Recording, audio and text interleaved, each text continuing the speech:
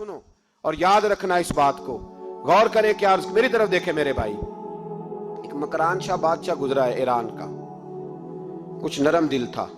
वो ना सैर करने निकला, दरमियान में पुल आता था, एक दरिया था, उसका पुल था, और पुल के उस पार जंगल था, सब्जा था, सैरगाहें बनी हुई थी। बादशाह वहां 2-4 दिन रहने का इरादा किया। जब बादशाह वहां पहुंचता है ना मकरान शाह, तो उसने देखा कि वहां 2-3 दिन क़याम करना है, झील है, सैरगाह है, वहां उसने रुकने का प्रोग्राम बना लिया।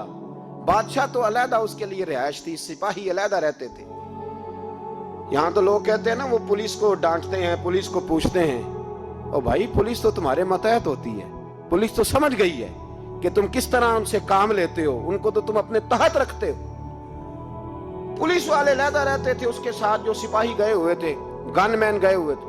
मकरान शाह सैर सपाटे पे रहता था। एक बूढ़ी औरत थी, उसकी एक गाय थी, वो जंगल के अंदर बूढ़ी रहती थी, गाय उसकी वहां चरती रहती थी। शाम को वो गाय घर लौटती, बूढ़ी दूध पी के सो जाती। सिपाही उस बूढ़ी के पास आए, कहने लगे तेरी गाय बड़ी सेहतमंद है, हमारे हाथ बेच दे। बूढ़ी ने कहा मेरे बुढ़ापे का सहारा है, उसका दूध पी के मैं जिंदा हूं, बेचूंगी नहीं। वही वाला काम जो हमारे मुल्क में होता है कि कीमत के साथ जमीन देनी है कि मुफ्त देनी है। जब बड़े आदमी को पसंद आ जाती है तो कहते हैं मोहलत देनी है कि मुफ्त देनी है, तो देनी पड़ती है, गरीब है, क्या करें, मजबूर है, मजलूम है। कहा बूढ़ी औरत से सिपाहियों ने बेच दे, कहा नहीं, कहने लगे नहीं बेचेगी तो हम ले लेंगे। उस औरत की गाय जबरदस्ती सिपाही ज़िबा करके खा गए। बूढ़ी ने बादशाह तक पहुंचना चाहा, लेकिन उसको पहुंचने न दिया गया, मना कर दिया गया, उसकी रसाई ना हो सकी, गरीब औरत थी। जिस दिन मकरान शाह वापस आ रहे थे ना, सैर करके पुल से गुजर रहे थे, तो किसी ने बूढ़ी से कहा कि बादशाह गुजरेगा। वो छुप के पुल पे बैठ गई, और मकरान शाह जब पुल से गुजरने लगे तो बूढ़ी आगे आई और उसके घोड़े की लगाम पकड़ी।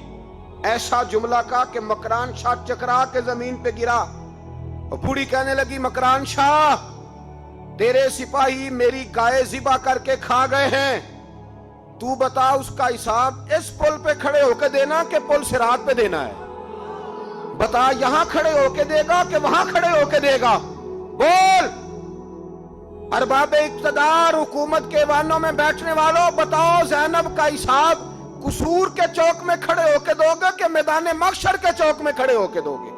बताओ कहां हिसाब देना है, यहां देना है कि वहां देना है? हिसाब तो बहरहाल तुम्हें देना है। इस कौम को उसका हिसाब तो, ज़ैनब का हिसाब तो देना है, देना पड़ेगा, दिया जाएगा, पूछा जाएगा। बताओ यहां देना है कि वहां देना है? देना तो पड़ेगा। यहां दोगे तो हो सकता है कयामत में बच जाओ, और अगर यहां नहीं दोगे तो वहां लटका दिए जाओगे, रुस्वा किए जाओगे, पूछा जाएगा।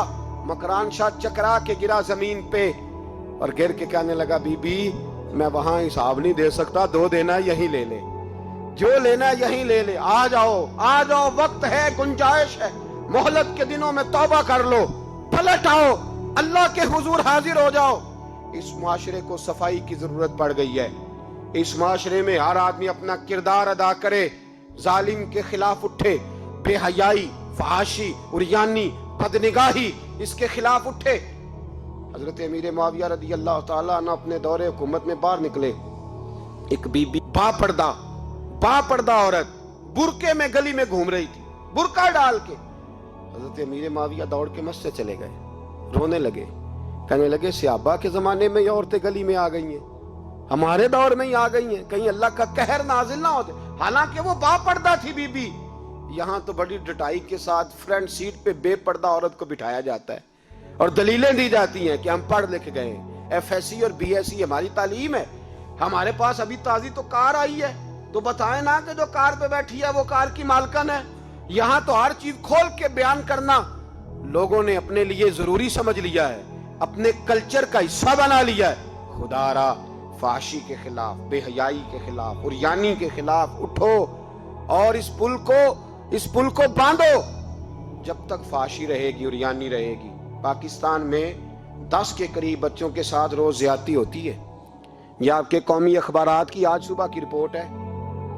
ये तो वो चीजें हैं जो खुल के बाहर आ गई, और इसके अलावा जो बेहयाई के अड्डे खुले हुए हैं, न जाने उनकी तादाद कितनी, किस कदर ज्यादा ظلم ہو رہا ہے. میرے رسول پاک صلی اللہ تعالی وسلم نے فرمایا جب کوئی زنا کرتا ہے تو ایمان اس کے سینے سے نکل جاتا ہے اس کے سینے سے. آنکھوں پر پردہ ہونا چاہیے, کانوں پر پردہ ہونا.